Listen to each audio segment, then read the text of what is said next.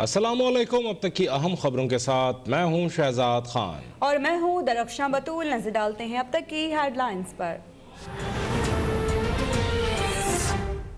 एक बात है, आपने चार दीवारी के ऊपर हमला किया, आपने एक औरत के कमरे के अंदर, एक खातून के कमरे पर धावा बोला, उसके दरवाजे का लॉक तोड़ के।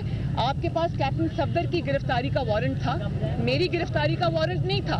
आपके पास कोई इजाजत नहीं थी कि आप एक खातून के कमरे में जो उस वक्त बेड में हो और उसके कमरे में आप धावा बोलकर दाखिल हो जाए। आपके पास ये वारंट नहीं था। कराची वाक़े में चादर और चार दीवारी का तकद्दुस पामाल हुआ, मेरे कमरे का दरवाज़ा तोड़ा गया। मरियम नवाज का कहना है कि कराची वाक़े का तो हुकूमत को भी नहीं पता था। हुकूमती तर्जुमान खिफ़त मिटाने के लिए प्रेस कॉन्फ्रेंस कर रहे हैं। इस वाक़े पर बिलावल मुझसे ज़्यादा गुस्से में थे। कराची वाक़े पर इंक्वायरी की ज़रूरत नहीं, सब कुछ सामने है, रिपोर्ट छुपाने नहीं देंगे। हल्का PP 145 में खिताब के दौरान मरियम नवाज ने कहा कि PTM आम आदमी की आवाज़ बन चुकी है। पाकिस्तान की तारीख में इतनी नालायक हुकूमत नहीं देखी। गरीब आदमी से रोटी का निवाला भी छीन लिया। मौजूदा हुकूमत हर शोबे में नाकाम हो चुकी है।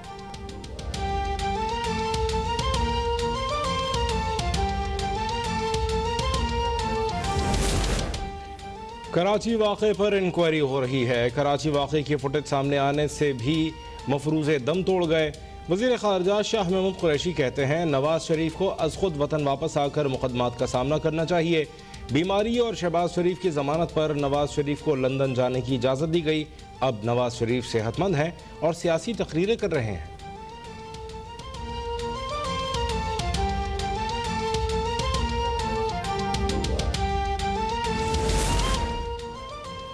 पंद्रह जनवरी तक नवाज शरीफ यहाँ किसी जेल में होंगे। वज़ीर इत्तला शिबली फराज का दावा, कहा कि कराची वाक़ई के मंजर आम पर आने वाली फुटेज में कोई दरवाज़ा टूटा हुआ नजर नहीं आया।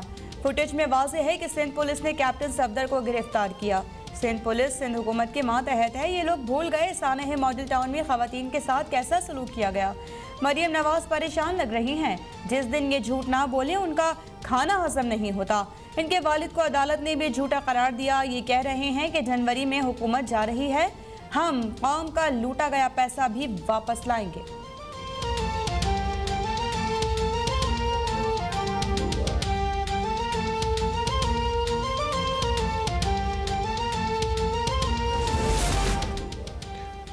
मुझे धमकियां दी जाती हैं, अगर बात करूंगा तो बड़ी खबर बन जाएगी। वज़ीर आला सिंध का सखर बार से खिताब, बोले सिंध हुकूमत गैर कानूनी अमल का कभी हिस्सा नहीं बनेगी। हर इदारा अपनी आइनी हुदूद में रहे तो मसला पैदा नहीं होगा। वफाकी हुकूमत जज़ायर से मुताल्लिक़ गैर आइनी ऑर्डिनेंस फौरी वापस ले। जज़ायर से मुताल्लिक़ ऑर्डिनेंस 1 माह तक छुपा कर रखा गया। वज़रा एहतिसाब से फारिग हैं, सिर्फ अपोजिशन को गिरफ्तार किया जा रहा है। कौन सा जमहूरियत पसंद नैब को सपोर्ट करेगा। गंदम, चीनी, पेट्रोल का बहरान होता है तो जिम्मेदारी सिंध हुकूमत पर डाल दी जाती है। अगर हम ही जवाबदार हैं तो आप इख्तिदार से बाहर निकलें।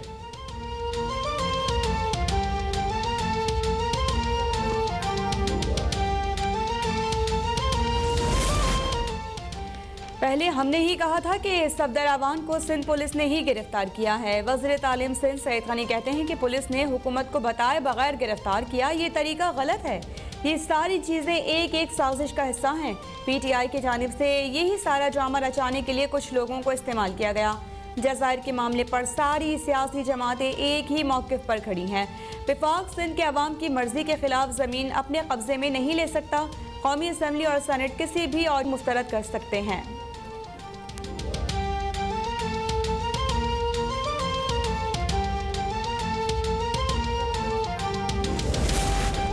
मिक्स अचार पार्टी की आशा, तमाशा और भाषा सारा पाकिस्तान जान चुका है। वज़ीर इत्तलात पंजाब फयाजुल हसन चौहान कहते हैं इनकी आशा और ख्वाहिश NRO और नैब रेफरेंसेस से छुटकारा है। इनका सारा तमाशा करप्शन, लूटमार और मनी लॉन्ड्रिंग से बचने के लिए है। ऑल पाकिस्तान लूटमार एसोसिएशन में शामिल तमाम लोग मुनाफिकत के बेताज बादशाह हैं। वज़ीर आज़म इमरान खान से PTI सिंध के अरकान असम्बली, वफाकी वज़रा और गवर्नर सिंध की मुलाकात। सिंध में तरक्याती मनसूबों के हवाले से तबादला ख्याल। K4 और KCR मनसूबे पर पेश रफ्त पर गौर।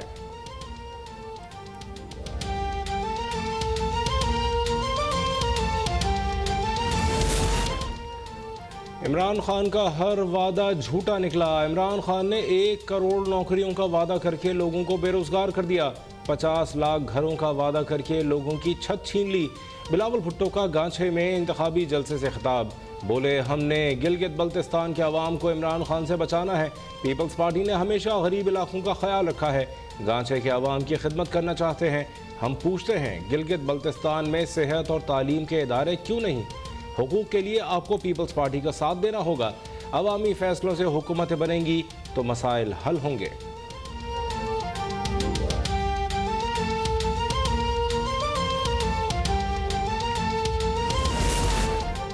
2018 के इलेक्शन में धांधली की गई। मुल्क की बदनसीबी है कि ऐसे हुक्मरान मैसर आए। आज पाकिस्तान का हर शहरी परेशान है। शाहिद खाकान अब्बासी का सवाबी में नून लीग के कन्वेंशन से खिताब, बोले कि आवाम की बात असम्बली में नहीं हो सकती तो फिर सड़कों पर होगी। एहसन इकबाल बोले कि आज नौजवान सोचते हैं कि क्या उनका मुस्तकबिल भी माजी जैसा होगा। नवाज शरीफ ने मुल्क से लोड शेडिंग का खात्मा किया। नून लीग के दौर में अरबों डॉलर की सरमायाकारी आई। अमीर मकाम बोले कि पीटीआई के पास झूठ और यू टर्न के अलावा कोई एजेंडा नहीं। नवाज शरीफ और शहबाज शरीफ की टीम ने मुल्क की तरक्की के लिए बहुत कुछ किया, ये उनका जुर्म है।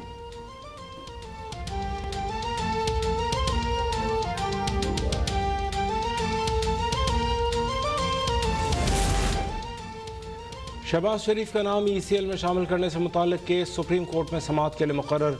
जस्टिस मुशीर आलम की सरबराही में 2 रुकनी बेंच 27 अक्टूबर को समाअत करेगा।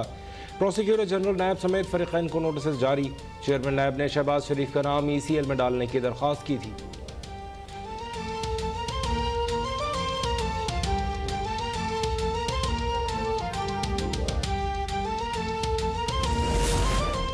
कोरोना और दहशतगर्दी के खतरा, तर्जुमान बलूचिस्तान हुकूमत की PDM से कोयटा का जलसा मंसूख करने की अपील।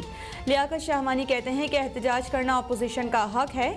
जलसे में शिरकत करने वाले अपोजिशन रहनुमाओं को बुलेट प्रूफ गाड़ियां दें। अपोजिशन जमातों को सिक्योरिटी खदशात पर जिम्मेदारी का सबूत देना चाहिए।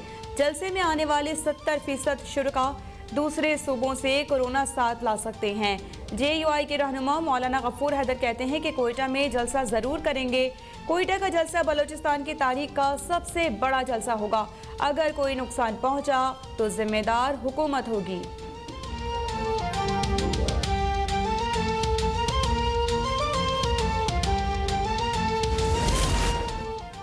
कश्मीरी रहनुमाओं का बड़ा ऐलान। मकबूजा कश्मीर में PDP रहनुमाओं की प्रेस कॉन्फ्रेंस से भारतीय झंडा हटा दिया गया। महबूबा मुफ्ती कहती हैं जब तक कश्मीर का कौमी परचम बहाल नहीं किया जाता तब तक भारतीय तिरंगा भी कबूल नहीं। महबूबा मुफ्ती की इंतहा पसंद मोदी सरकार पर कड़ी तनकीद, बोली जब तक आर्टिकल 370 की वापसी नहीं होती तब तक भारत से कोई वास्ता नहीं। प्रेस कॉन्फ्रेंस में तिरंगा क्यों नहीं रखा? भारतीय मीडिया तिलमिला उठा।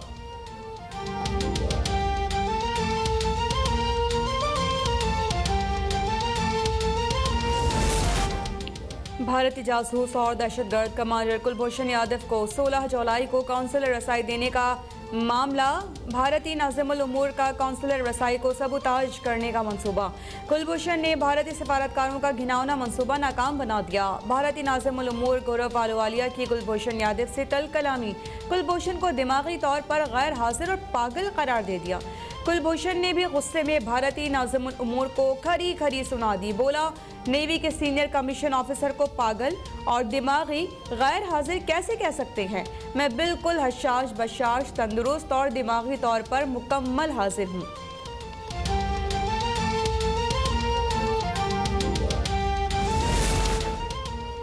पेरिस में FATF के अहम इजलास का आज आखिरी रोज। पाकिस्तान को ग्रे लिस्ट से निकालने या बरकरार रखने का फैसला आज होगा। FATF के सदर शाम 7 बजे प्रेस कॉन्फ्रेंस में ऐलान करेंगे।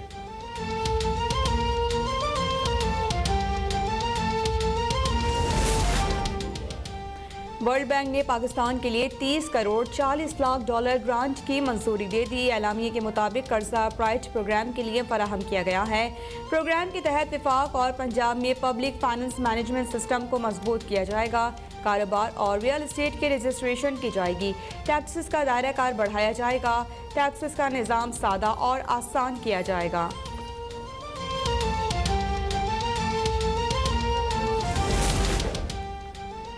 दही, अंडे, आलू, ताज़ा दूध और खुश्क दूध महंगे। इदारा शुमारियात ने महंगाई के ताज़ा तरीन आदाद शुमार जारी कर दिए।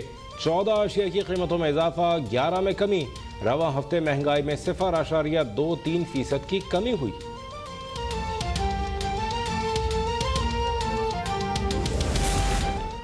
सुप्रीम कोर्ट ने महकमा सयाहत सिंध में करप्शन के 4 मुलजमान की जमानत कबलस गिरफ्तारी में 10 रोज़ की तौसीह कर दी। नायब के वकील ने तैयारी के लिए वक्त मांग लिया। करप्शन के बादशाह महकमा सयाहत सिंध के साबिक MD रोशन अली कनासरो सवालों के जवाब देने से कतराने लगे। सुप्रीम कोर्ट में सहाफ़ियों ने रोशन कनासरो से सवालों की बौछार कर दी। एक सहाफ़ी ने सवाल किया, मामूली MD होकर इतनी करप्शन करते हुए सिंध के गरीब आवाम का ख्याल नहीं आया? रोशन कनासरो किसी भी सवाल का जवाब दिए बगैर सुप्रीम कोर्ट से रवाना हो गए।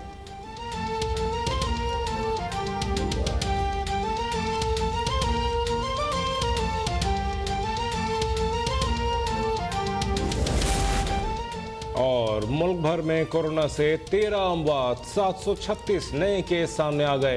वफाकी वजीर असद उमर की ज़ेर सदारत NCOC का इजलास। गुज़श्ता 4 दिन में कोरोना केसेस की औसत मुस्बत शरह 40% ज़्यादा हो गई। अमवात में भी इजाफा। मुजफ्फराबाद, हैदराबाद, कराची और गिलगित में मुल्क भर के दीगर इलाकों के मुकाबले में मुस्बत तनासुब ज़्यादा है। पंजाब के अस्पतालों में कोरोना के मरीजों के दाखिलों में इजाफा हो गया।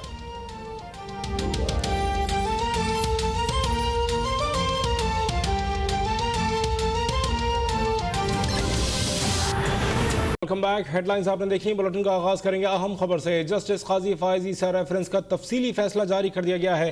फैसले में कहा गया है कि रेफरेंस नंबर 1 2019 को गैर कानूनी करार देकर कलअदम करार दिया जाता है। हमारे नुमाइंदे साकिब अब्बासी हमारे साथ मौजूद हैं। साकिब अब्बासी, क्या है ये तफसीली फैसला? जी बिल्कुल, जस्टिस काजी फायज ईसा रेफरेंस का जो है तहरीरी फैसला जो है जारी कर दिया गया है और तफसीली फैसला 224 सफ़ात पर मुश्तमिल है। ये फैसला जस्टिस उमर अता बंदयाल ने तहरीर किया है और तफसीली फैसले में ये कहा गया है कि रेफरेंस नंबर 1 2019 को गैर कानूनी करार देकर कलअदम करार दिया जाता है। फैसले में ये भी कहा गया है कि दरख्वास्त गुजार को 17 अगस्त 2019 को जारी नोटिस जो है वापस लिया जाता है।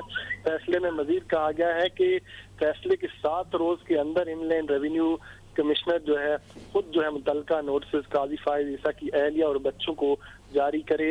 ये भी कहा गया है कि FBI जो है नोटिस में जस्टिस काजी फायज ईसा की अहलिया और बच्चों से बरतानिया में जो है खरीदी जायदादों के ज़राए आमदन जो है पूछे। ये नोटिस जस्टिस काजी फायज ईसा की जो सरकारी रिहाइशगाह पर जो है चस्पा किए जाएं। ये भी कहा गया है कि FBI के नोटिस पर जस्टिस काजी फायज ईसा की अहलिया और बच्चे जो है मुतल्लिका तफसीलात पर जो है जवाब देंगे। दस्तावेज़ात रिकॉर्ड के साथ जो है FBI को जवाब जो है दिए जाएंगे। अगर कोई रिकॉर्ड पाकिस्तान से बाहर का कहा है तो मुतल्लिका लोगों की जो है जिम्मेदारी है कि बर वक्त फराम करें। इनकम टैक्स कमिश्नर अपनी कार्रवाई में जो है इस हवाले से जो है कोई इल्तवा ना दिखाए। फैसले में कहा गया है कि फैजाबाद धरना केस में जो है नजरसानी दरख्वास्त को बदनीयती के शवाहिद के तौर पर जो है पेश नहीं किया जा सकता।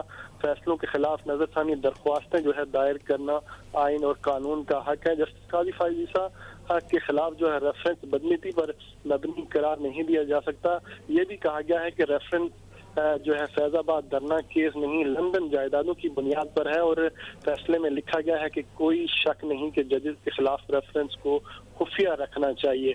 ये भी कहा गया है कि जस्टिस काजी फायज ईसा के खिलाफ जो रेफरेंस है बदनीयती पर मबनी करार नहीं दिया जा सकता और रेफरेंस फैजाबाद धरना केस नहीं बल्कि लंदन जायदादों की बुनियाद पर है।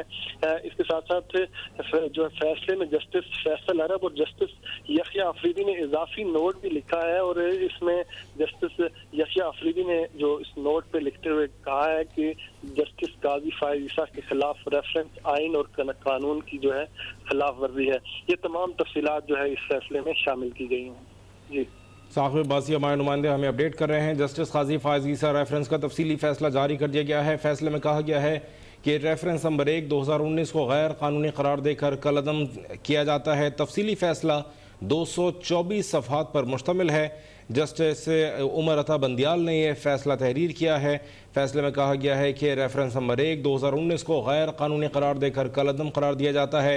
दरख्वास्त गुजार को 17 अगस्त 2019 को जारी नोटिस वापस लिया जाता है। फैसले के 7 रोज़ के अंदर इनलैंड रेवेन्यू कमिश्नर खुद मुताल्लिका नोटिस काजी फायज ईसा की अहलिया और बच्चों को जारी करें।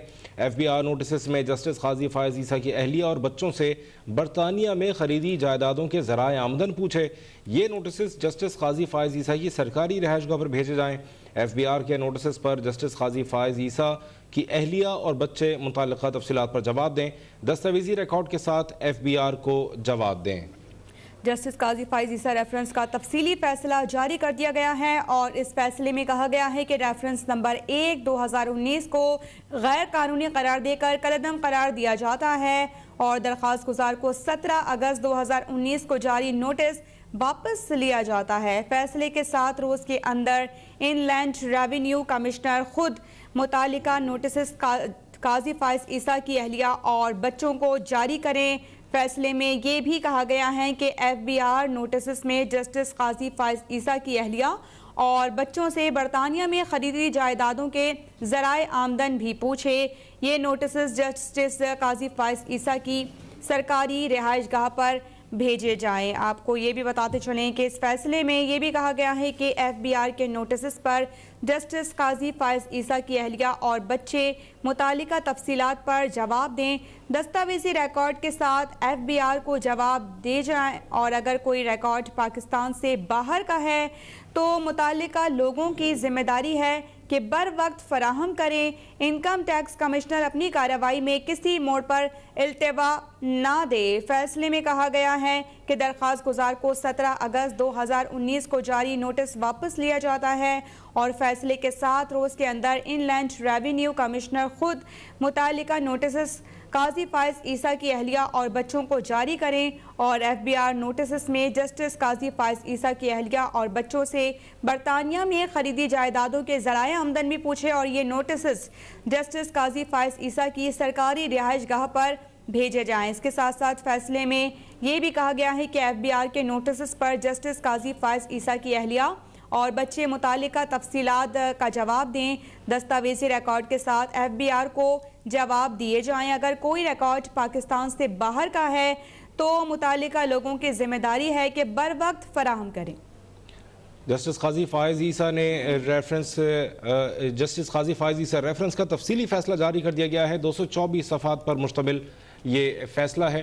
साकिब अब्बासी हमारे साथ मौजूद हैं, उनसे मज़ीद बात करेंगे। साकिब, आगे कीजिएगा, इस फैसले में जो जजेस के नोट लिखे हैं वो ज़रा उसके बारे में दोबारा बताइएगा हमारे नाज़रीन को। देखें, ये सुप्रीम कोर्ट का 10 रुकनी लार्जर बेंच था जिसने ये मामले को देखा, क्योंकि जस्टिस काजी फायज ईसा के खिलाफ जो रेफरेंस था उसके खिलाफ जो है अपील दायर की थी जस्टिस काजी फायज ईसा ने और उस पर ये 10 रुकनी लार्जर बेंच बनाया गया था जो कि जस्टिस उमर अता बंदियाल की सरबराही में पर मुश्तमिल था और उसने जो है इस रेफरेंस को कलअदम करार दिया था और आज जो है इसी जो फैसले का जो है तहरीरी और तफसीली फैसला जारी किया गया है। ये जो फैसला है 224 सफ़ात पर मुश्तमिल है और बेंच के जो सरबराह हैं जस्टिस उमर अता बंदियाल, उन्होंने खुद ये फैसला तहरीर किया है और इस फैसले के अंदर भी जो है इस जो रेफरेंस को कलअदम करार देकर खारिज किया गया है और मामला जो है नैब को भेजा गया है और इसी फैसले में 2 जो इस बेंच के जजेस हैं जिसमें जस्टिस यहिया अफरीदी और जस्टिस फैसल अरब शामिल हैं, उनकी जानिब से इजाफी नोट भी लिखा गया है और इसमें जो इजाफी नोट है जस्टिस यहिया अफरीदी उनकी जानिब से ये कहा गया है कि ये जो रेफरेंस है ये आइन और कानून की खिलाफ वर्जी है और ये उन्होंने इस जो फैसले में जो है इजाफी नोट लिखा है। अगर हम फैसले की बात करें तो फैसले में ये कहा गया है कि रेफरेंस नंबर 1 2019 को गैर कानूनी करार देकर कलअदम करार दिया जाता है, जबकि ये भी कहा गया है कि दरख्वास्त गुजार को 17 अगस्त 2019 को जारी जो नोटिस किए गए थे वो वापस लिए जाते हैं।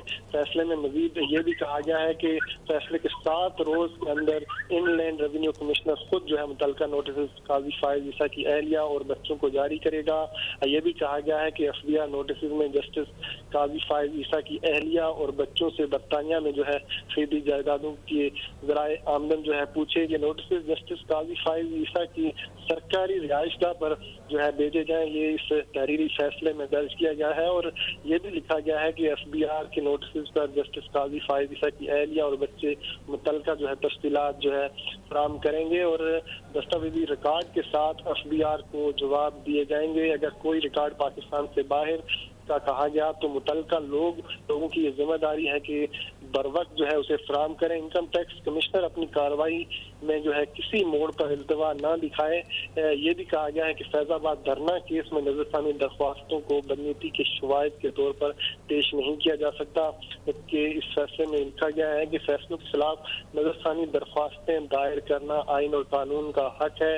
ये भी कहा गया है कि जस्टिस काजी फाइज ईसा के खिलाफ रेफरेंस बदनीति पर मबनी नहीं करार दिया जा सकता। जबकि ये भी कहा गया है कि रेफरेंस फैजाबाद धरना केस नहीं बल्कि लंदन जायदादों की बुनियाद पर बनाया गया। मजीद इसमें जो नकात लिखे गए हैं उसमें कहा गया है कि कोई शक नहीं कि जजेस के खिलाफ रेफरेंस को खुफिया रखना चाहिए, जबकि जस्टिस काजी फाइज के खिलाफ रेफरेंस बदनीति पर मबनी करार नहीं दिया सकता। ये तमाम तफसीलात जो है इस फैसले में लिखी गई हैं। मजमूई तौर पर 224 सफ़ात पर मुश्तमिल तहरीरी फैसला जो है जारी किया गया है। जी ठीक है, साकिब अब्बासी इस्लामाबाद से अपडेट कर रहे हैं। यहाँ पर वक्त हुआ है ब्रेक का। देखते रहिए अब तक।